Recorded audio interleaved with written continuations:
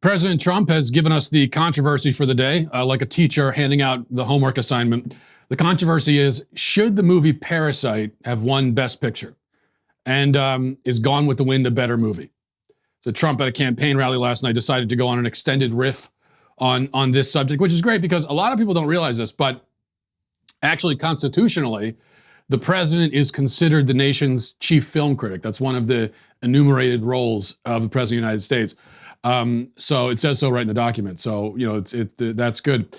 And it happens that he did get this one right, I have to say. He said that Parasite should not have won Best Picture. Now, his problem is apparently that Parasite is South Korean. It's a foreign film. That to me is not the issue. The issue is that it just is not a very good movie. I watched it myself this past weekend. In fact, now in fairness, I was in a delirious, half-dead state with the flu, so maybe that affected my judgment of the movie. I don't know. But it really seemed to me to be a sort of okay movie that is also a metaphor about class struggle, but the filmmaker beats you over the head with the metaphor that there's just no subtlety. It has all the subtlety of one of the speeches that the dad in Full House gives at the end of each episode to the daughter, sort of, okay, here's the message of today's episode, boys and girls. Except that in this case, in the film, there's a whole lot more stabbing than there typically is in a Full House episode. So anyway, Trump is right about Parasite, and I'm glad that we could have that conversation because it is indeed, without question, one of the most pressing issues that our country faces. As for the less pressing issues, I want to begin today with a case at Shawnee State University in Ohio. A professor is being told by a judge that he must use the preferred pronouns of a transgender student, or he can be fired if he doesn't. The professor claims that this requirement is discriminatory against him. It violates his free speech. It violates his religious liberty. But the court said, no, you can be forced to pretend that a male student is female. The court said it is reasonable for you to be made to participate in the delusion of a gender-confused student. So there's a lot to discuss here with this case, so we're going to get into it. But first, before we do, a quick word from Fareway. You know, Fareway is a family-owned grocery chain and a top 10 employer in Iowa. And they've been in business since 1938. So they've been doing this for a long time. They have over 11,000 employees. They service 5 states with brick and mortar locations. And they did all that before launching Fareway Meat Market to service the rest of the U.S. In December 2018, Fareway announced a new plan to help eligible full-time employees pay off their student loan debt. What I love about this, before we even get to the product, which is so amazing, is that Fareway is just a great company. They're a great American company, and they're solving problems like student loan debt, but they're doing it in I think the American way, which is they're choosing to help their employees. They're doing it independently. You don't need the government for that. The Fareway Meat Department has always been considered the backbone of their operation. What customers can expect from FairwayMeatMarket.com, it's still hand-cut by Fareway employees to ensure the best quality, and it's the same quality they promise at the counter, now delivered right to your home. Okay, that's all the great stuff about the company and everything. All of that's wonderful, but to me, the real point is the meat is fantastic. It's just a great product, okay? Now, the guys over at Fareway were nice enough to ship us some of the meat, which is a great thing to come home to at the end of the day when you got a big box of meat. And I tried, what did I try? I tried the sirloin, the ribeye, a couple of the cuts of pork, and it's delicious. It tastes like restaurant quality stuff that you can make at your own home. And you don't need to be a culinary genius like myself to do it. You can do it even as just a regular chef. This week, my listeners can get the Heartland package valued at $230 for just $99.99. Okay, so that's over half off that you're getting, plus free shipping when entering Walsh at checkout. The Heartland package includes 8 8-ounce all-natural boneless pork chops, 6 8-ounce USDA choice ribeye steaks, 1 mouth-watering side dish that's loaded potato bake, gourmet cheesy corn, or brisket baked beans. You get all of that for more than half off. That's more than 50% off the best meats in America, plus free shipping. That's fairwaymeatmarket.com, promo code Walsh, and look for the Heartland package. Okay, so Shawnee State University philosophy professor Dr. Nicholas Merriweather has gotten himself into trouble at his work. Here's the background. Dr. Merriweather last year was responding to a male student's question during class. And in responding, Dr. Merriweather said, "Yes, sir." He apparently refers to all of his students as sir or ma'am and calls them Mr. or Ms. and then their last name when referring to him. If you can imagine it, this guy apparently believes in actually being polite and courteous and having etiquette. Okay, he's one of those weirdos. Anyway, so he's been doing this, referring to people this way, presumably his whole life, just about. But this time it was a problem. Turns out the sir that he was addressing prefers to be a man, even though he is in fact a sir. He was a biological male who identifies as female. So the trans student approached the professor after class and demanded to be referred to by female pronouns. Dr. Merriweather said he couldn't do that. Now, according to the Alliance Defending Freedom, which is the organization that's been representing Dr. Merriweather, the student then, quote, became aggressive, circling around him, getting in his face in a threatening fashion while telling him, "Then I guess this means I can call you a C word. See you next Tuesday." Except he said the word. Before walking away, the student promised to get Dr. Merriweather fired if he did not agree to the student's demands. Sounds like a lovely, lovely young man. Reading more from ADF, here's what happened next. They say, quote, "The student filed a complaint with the university, which launched a formal investigation. As a Christian, Dr. Merriweather believes that God has created human beings in his image as a male or female, and that God does not make mistakes. To call a man a woman or vice versa would be to say something that is just not true and to endorse an ideology that conflicts with his religious beliefs. So Dr. Merriweather offered a compromise. He would refer to the student by a first or last name only. Perfectly reasonable compromise that respects the freedoms of everybody involved. But that was not enough for university officials. Instead, they formally charged Dr. Merriweather, claiming that he created a hostile environment for the student. Later, they placed a written warning in his personnel file that threatened, quote, further corrective actions if he did not refer to students using pronouns that reflect their self-asserted gender identity. The university warned Dr. Merriweather that he'd be in violation of its non-discrimination policy if he agreed to refer to men as women while putting a disclaimer in his syllabus saying he was being compelled to do so against his beliefs. So apparently that was another compromise that Dr. Merriweather offered. He said, apparently, okay, I'll use the pronoun, the incorrect pronoun, but I'm going to put something in the syllabus saying that I'm being forced to do this. That was no good either. The message from the university is loud and clear. You must endorse the university's favored ideology or be punished. There is no room for dissent. Okay, so that's the lead up to the lawsuit. And then eventually Merriweather filed a lawsuit. And all that Dr. Merriweather wants to do, just to be clear, just to reiterate this, all he wants to do is his job. Okay, he wants to do his job as a professor and not be forced to tell a lie. That's it. He wants to do his job without being forced to lie. That's it. That's his only request. He's not asking this student to do anything. He's not trying to take anything away from this student. He's not trying to impose anything on this student. He's even offered compromises. There are ways that the professor could refrain from lying while also refraining from using any pronouns that this poor student might find traumatic. But even those compromises aren't good enough for the student or for the university. No, they need the lie, the full lie, so help you God. Now that brings us to the court. The latest news is that the court has dismissed Dr. Merriweather's case, saying that he can indeed be fired for refusing to lie. The court ruled, quote, plaintiff's refusal to address a student in class in accordance with the student's gender identity does not implicate broader societal concerns and the free speech clause of the First Amendment under the circumstances of this case. Reading now from a report in the Daily Wire, says the court rejected the professor's religious objections, saying the reasonable person standard would not consider using preferred pronouns as unreasonable, and that the anti-discrimination policy is, quote, neutral and therefore not specifically affecting any religious group or belief.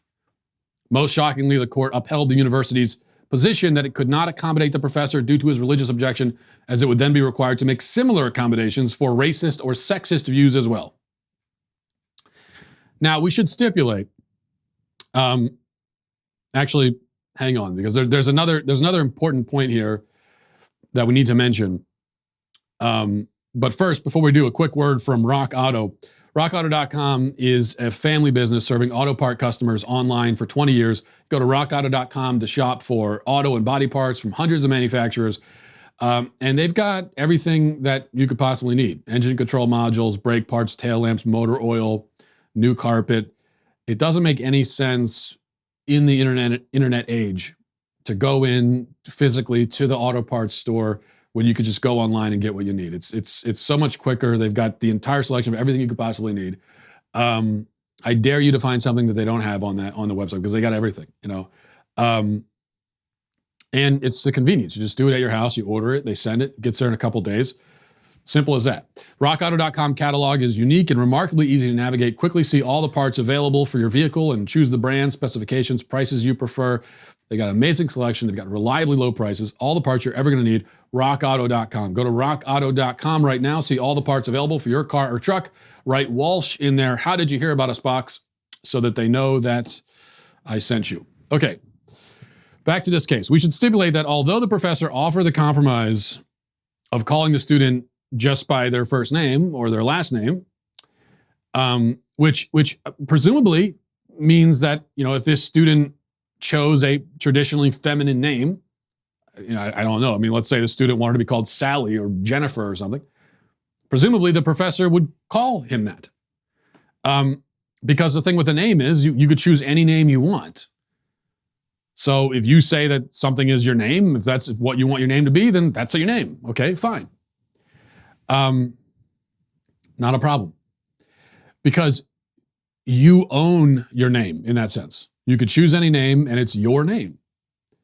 That's how names work. They're very specific to you personally. Pronouns aren't like that any more than a verb is like that, or an adverb, or a noun, or these are parts of speech. These are grammatical constructs. You don't own them in that same sense. You don't decide how they are applied to you. That's not the way that language works. It can't work that way. Now, but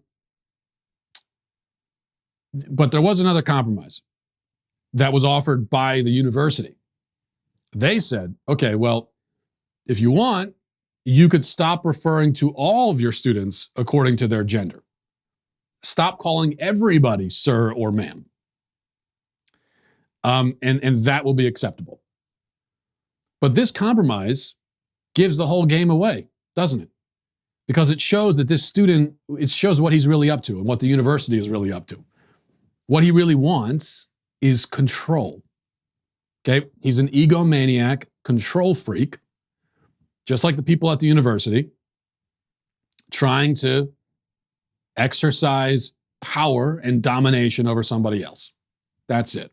That's what this really is.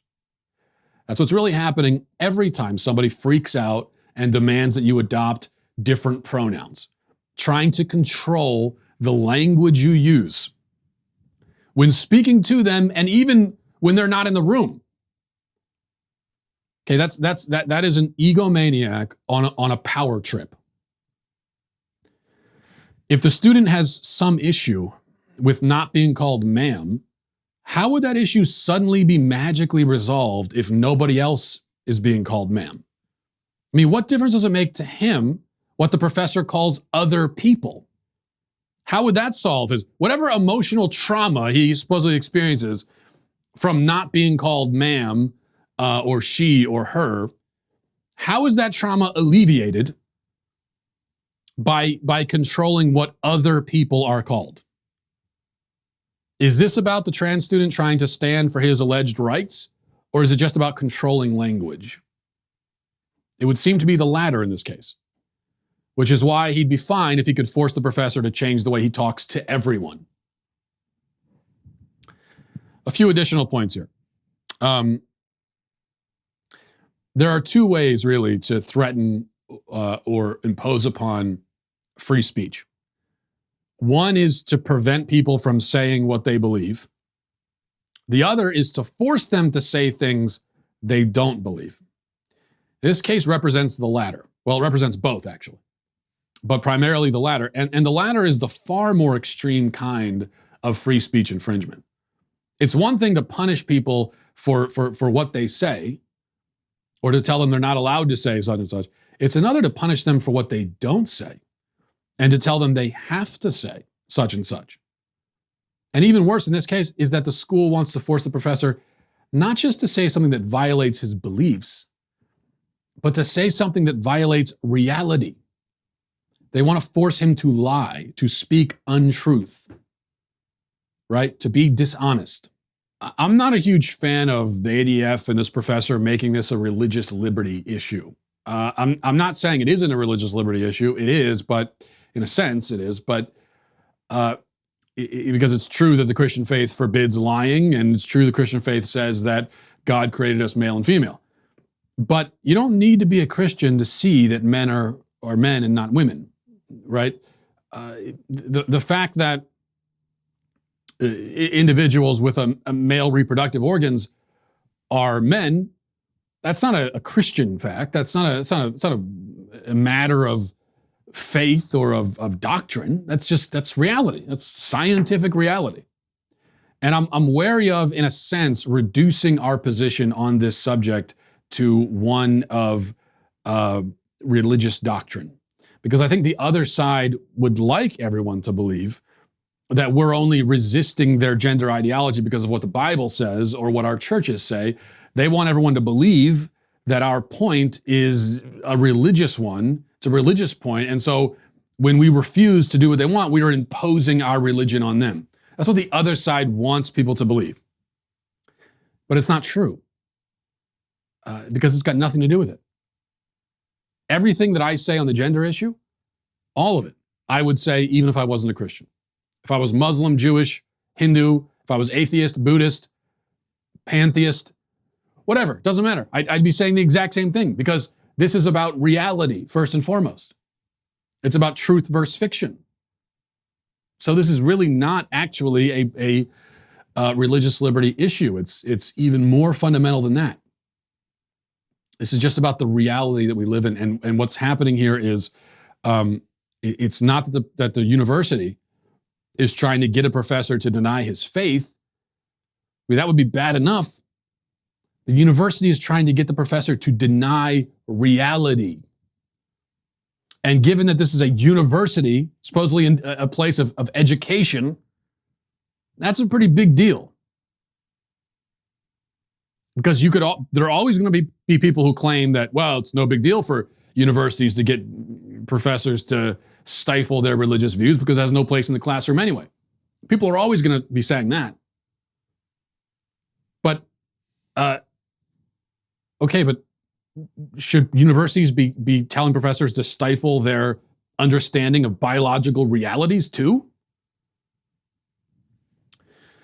By the way, in this same vein, Elizabeth Warren, the pander queen, sent out a tweet yesterday reacting to a proposed bill in Arizona. The bill in Arizona would require that males play sports against other males, and it would ban males from playing on female sport teams.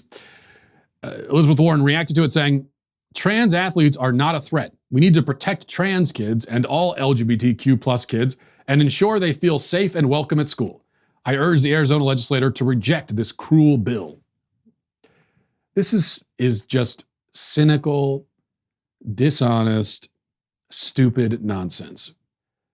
Elizabeth Warren knows damn well this has nothing to do with the safety of trans kids or anything, or trans kids being, quote, a threat. That's not the point. Everybody agrees that all kids should be welcome at school. All kids should feel safe at school. That's our point.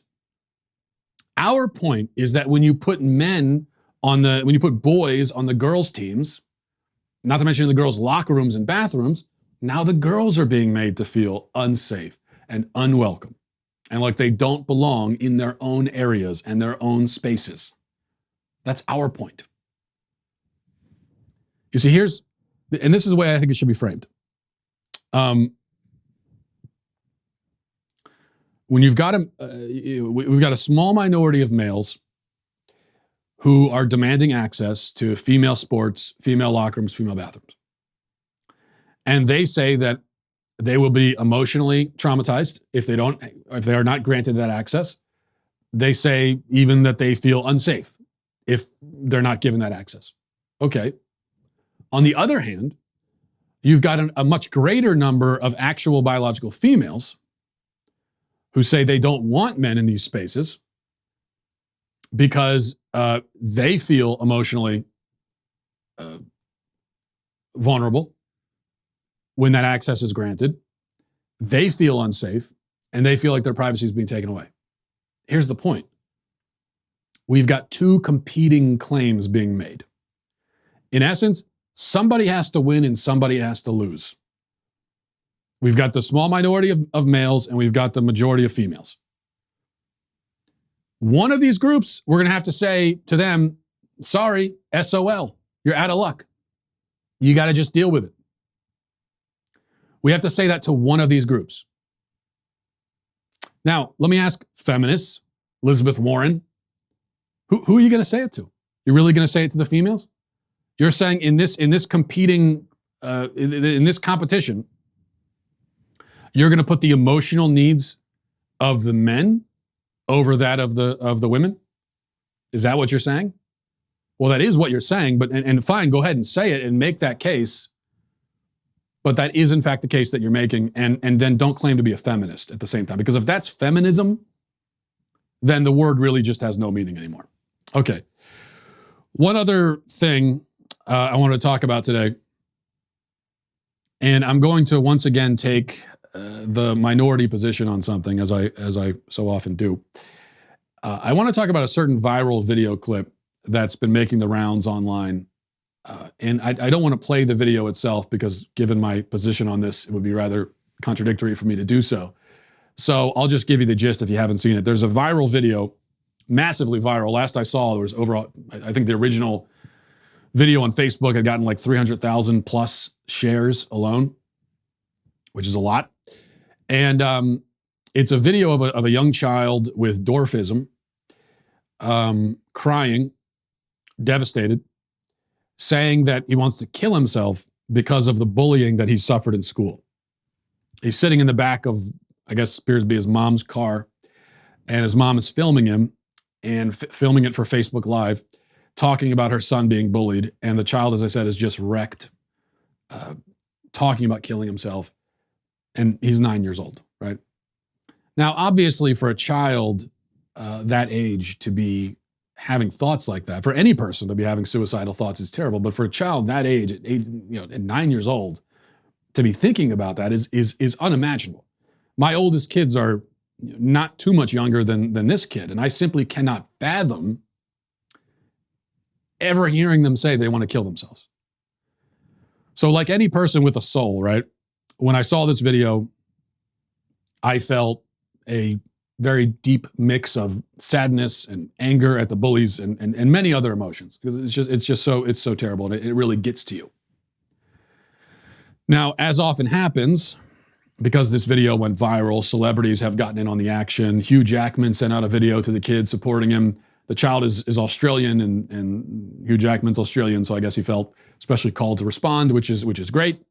And then, of course, someone started a GoFundMe campaign, as always happens with these things. And now they're going to send the kid to Disney World with the money. The GoFundMe account earned many thousands of dollars in just a few hours. Okay, so all that is nice. But I also have another thought, and it's the same thought I have every time I see stuff like this online. And I don't understand why more people don't have this thought. Or maybe they do, it's just they don't feel secure in saying so because they're afraid they're going to get shouted down by everybody. And that is this. What kind of parent records their child during such an emotionally vulnerable moment and puts it online for public consumption? And I don't want to hear about raising awareness. What kind of parent uses their child's emotional trauma for awareness? Is that really your first thought when your child is emotionally devastated by something? Your first thought is, oh, this would be great for an awareness campaign. What kind of parent thinks like that? And what right do you have as a parent to decide for your child that their most intimate and devastating moments are going to be shared and consumed by millions? What right do you have to decide that this is going to be a public spectacle? 10 years from now, let's think about this. This child, 9 years old, 10 years from now, he's 19, he's a grown adult.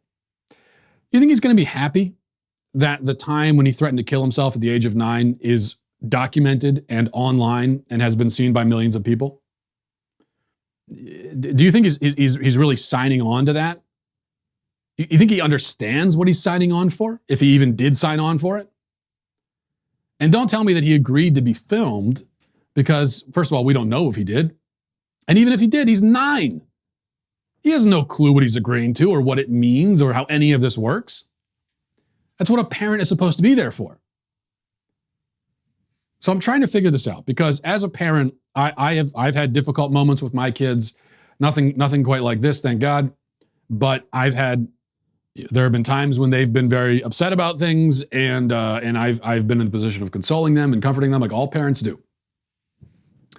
It has never occurred to me to pull out my phone and stick it in their face and then put it on Facebook. I can't imagine how that would occur to you. I mean, that thought process needs to actually, your kid's sitting there crying, inconsolable, and so you have to think to yourself, oh, hold on a second, let me get my phone, let me get this on tape. Not everything has to be done in public. Not everything is everybody's business. Let your child have privacy. Not to mention, there are a lot of very cruel trolls online also, so even more so than in school. People online are even worse than they are in school, and now you're opening your bullied child up to more bullying. In fact, when I saw this video, whoever shared it on Twitter, on this particular share, I was looking at the comments, the very first comment under the video was somebody making fun of the child's appearance. Now, clearly, to be an adult, or anyone making fun of a child's appearance at all, especially in this circumstance, that makes you scum. I mean, you're a human scum. You're the worst of the worst. But there are a lot of scumbags on the internet. And there are a lot of people who say terrible, terrible things about kids even. I mean, there are many people on the internet, which is to say there are many people in real life, unfortunately, who have no compunction at all about anything and have no problem saying the worst things about other people. So your child has already been the victim of ridicule, and now you're putting him up for more of it? Who does that? Now, the justification I've heard is that, well, this mother was at the end of her rope and she didn't know what else to do. There was no other solution, and so this is what she did. What? How is this a solution? I don't understand as a parent. I understand being a parent and feeling like you're at the end of the rope and there's a certain problem you're dealing with and you don't know how else to solve it and you're not sure what the solution is. I understand that. But why does that translate to, oh, well, might as well make a viral video. Might as well get the mob involved. Might as well put it on Facebook. How is that a solution? Like, if you're at the end of your rope with something like this, then I can understand maybe you pull them out, you find a different school, you go into the school, you kick the damn doors down to find these punk kids that are bullying your son. I mean, there are a lot of things I could see a desperate parent doing, but pulling out your freaking phone and sticking it in your kid's face and then putting it online, I don't see that as a solution. And I don't see how a loving parent would ever could even consider that, quote, solution.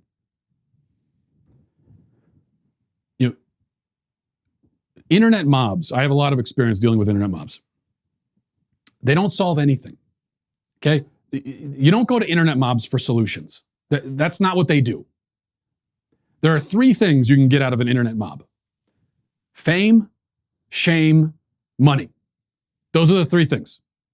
Those are the only three things an internet mob can do for you. Fame, shame, and money.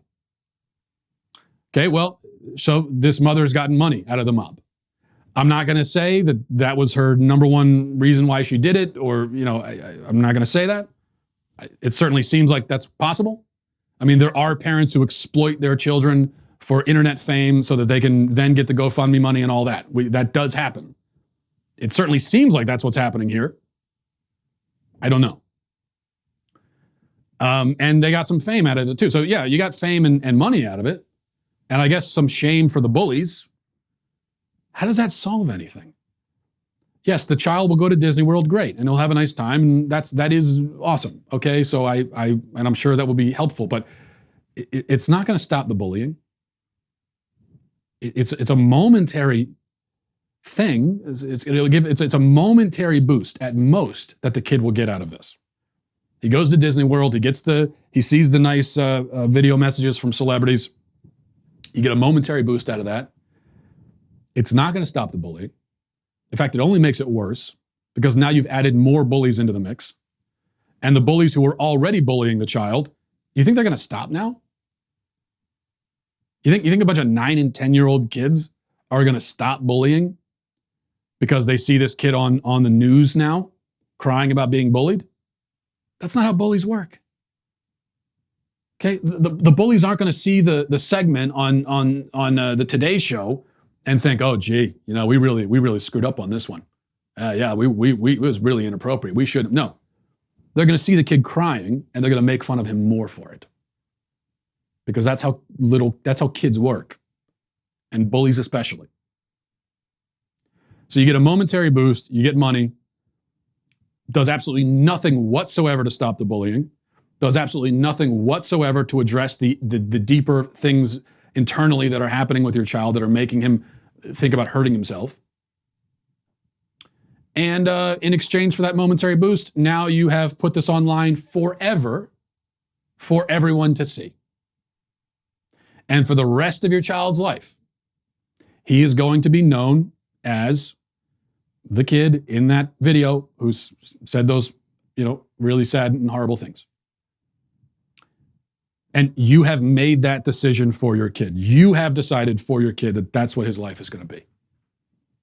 Or at a minimum, that this video and this incident is going to be a big part of his life from here on forward. You have decided that for him. You have no right. Your kid is not your intellectual property that you can just use for clicks and views. I get so sick of this. It's like, it's not even human. You got these parents that are barely freaking human, that they would look at their kids this way. What do you need the attention for? Great, you got a bunch of shares. Who gives a damn? What does that do for you as a parent? Leave your kids out of it. Let your kids have a life. Just let them exist. Let them have some privacy. Let them have an emotional moment on their own without you sticking a camera in their face. Yeah, you see a moment and you know that, oh, this would get a ton of hits. So what? Is that what it's about? Yeah, honestly, I think the same thing with, and I probably should stop before I get myself into even more trouble, but I think the same damn thing about parents. Even when I see these viral videos of happy moments with kids, of intimate, personal, but happy moments, many times even with that, I think, why did you need to put it online? I don't understand why you needed to do that. Even something like, forgive me, but even these very nice videos of things like a child finds out on Christmas that their stepfather is going to adopt them, and opens the gift and sees and is very, very, very, it's very happy. I mean, I feel great for the kid. I feel great for the family. It's a wonderful thing. Why did you need to put it on the internet though? It's a very personal moment. Why couldn't you just have that moment with your family and cherish it and you have it as a memory? If you want to film it for your own benefit, so that you could look back on it later and remember it, then fine. But you don't even really need to do that because you have the memory, you have the moment. It's part of your life now. Why do 10 million people need to see it? Give me one good reason why they need to see it.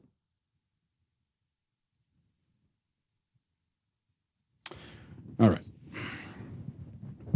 And I say this as someone who is on. I spend my whole life on the internet. Okay, so I get it. I understand the desire people have to find content and put it on the internet, and but we shouldn't be using our kids for that. So that's it. We'll leave it there. Thanks everybody for watching. Thanks for listening. Have a great weekend. Godspeed.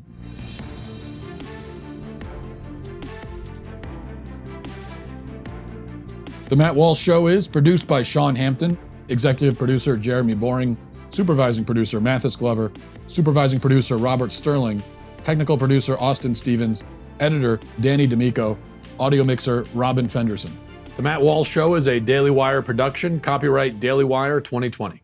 If you prefer facts over feelings, aren't offended by the brutal truth, and you can still laugh at the insanity filling our national news cycle, well, tune in to The Ben Shapiro Show. We'll get a whole lot of that and much more. See you there.